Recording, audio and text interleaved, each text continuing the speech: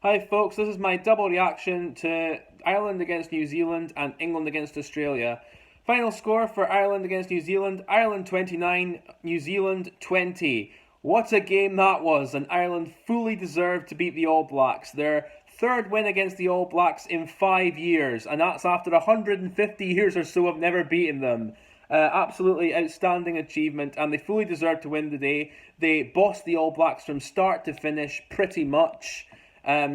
They absolutely starved them of possession, dominated territory, didn't give them an inch, and to be honest, even though New Zealand were leading 10-5 at half-time, Ireland were the dominant team in that first half, and how they were behind, God only knows, but they more than made up for it in the second half. They were clinical with taking their points opportunities, and they scored 3 tries throughout the game. They scored 3 tries to New Zealand's 2.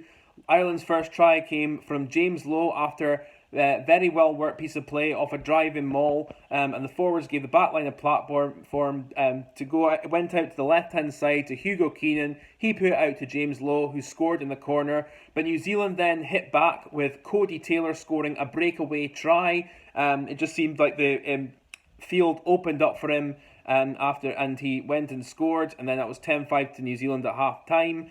In the second half, Ireland this time they dominated like they did in the first half, but they actually took their point scoring opportunities. First from Ronan Kelleher after continuous pick and goes on the right side of the pitch, and then they eventually managed to get over. Sexton missed the conversion. He didn't have his best game with the boot, but he did enough. And then Ireland went 20-10. Then Ireland scored quickly again, through Caelan Doris after some brilliant work. And again, in open field, he managed to exploit a gap in the All Blacks defence, went over and scored under the post. Sexton converted, and then Sexton kicked a penalty to make it 20 points to 10. New Zealand then hit back with a try from Will Jordan, which was very well worked and just shows what a lethal finisher he is. But Ireland then really just took control of the game from there.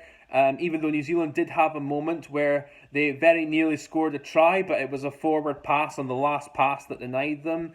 But apart from that, Ireland just absolutely took the game into their own hands, absolutely controlled things. And then Joey Carbery came on the pitch replacing Johnny Sexton, kicked 3 penalties, one of them from the halfway line, which was an excellent kick, and Ireland fully deserved their victory, and well done to them. And shout out to my Irish friends. Always like speaking to you, and you're always good fun. And I want to congratulate you and hope you're enjoying your victory tonight. On to England against Australia. I've just done a watch along with this on BS Rugby with Brandon Smith. Always good to go on this channel. But I thought this game was a very scrappy affair. England, you have to say, did deserve to win because I thought they played the better rugby. Australia didn't really play hardly any rugby at all, apart from on the odd occasion in the game. And it was really England's ill discipline, which was the biggest reason why they managed to get 15 points on the board, as well as James O'Connor's good goal kicking. But no, England deserved it. I thought in the first half, when they scored the try through Freddie Stewart, it showed potential of what this England team could be, especially with how they used Marcus Smith and Owen Farrell as the 10-12 combination.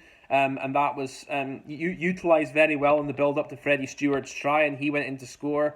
And then later on, Jamie George made a Balogun run, a Keith Wood-style run. I thought he had a very good first half. He was taken off at half-time because he was injured, I think. And then the second half was a scrappy affair. Only penalties up until England got the try right at the end to make it 32-15. I think not much else I could say about the game really, apart from obviously Sam Simmons came on late on. He showed what he can do when he set up that last try. Broken field, made a beautiful step away from all the rummage around the breakdown, and then he passed it inside for the replacement hooker to score. Pardon me for not remembering his name at this precise moment, but I thought not much else to say there. England deserved to win. Scrappy game. I think England know they can improve. Australia, I think they were better this week at the set pieces than they were against Scotland, but overall their discipline both in attack and defence, let them down hugely, and I don't think they can have too many complaints. That's all I've got to say here, folks. Thank you very much for listening. Take care of yourselves, and I'll catch you later on.